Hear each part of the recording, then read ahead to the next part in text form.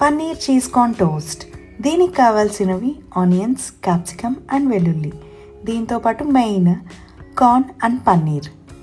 ఇప్పుడు మనం పన్నీర్ని ఒక ప్యాన్లో ఆయిల్ ఆర్ గీ వేసుకొని కొంచెం డీప్ ఫ్రై చేసుకోవాలి. ఇంకొక ప్యాన్లో బటర్ వేసుకొని ఆ బటర్ మెల్ట్ అయిపోయాక ఆనియన్స్ అండ్ వెల్లుల్లి అలా ఫ్రై చేసుకొని అవి కొంచెం ఫ్రై అయ్యాక నెక్స్ట్ మనం కార్న్ అండ్ క్యాప్సికమ్ని యాడ్ చేసుకోవాలి. ఇవి కూడా ఒక 2 minutes అలా ఫ్రై అయ్యాక మనం ఒక బౌల్లో కార్న్ అండ్ మిల్క్ కలిపి ఇలా లిక్విడ్ కన్సిస్టెన్సీగా చేసుకోవాలి. దాన్ని మనం వెజ్జీస్లో యాడ్ చేసుకుంటే సరిపోతుంది. It's so colourful and delicious కదా.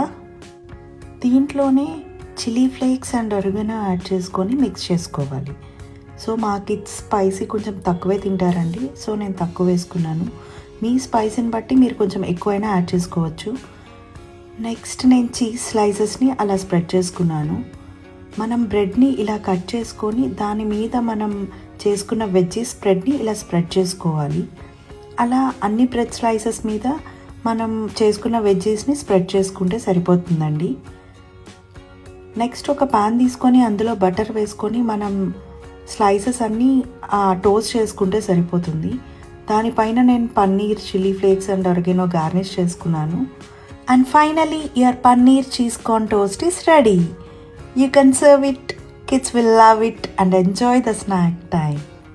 మీకు కనుక నా రెసిపీ నచ్చినట్టయితే please do like, share and comment down below. Thank you for watching.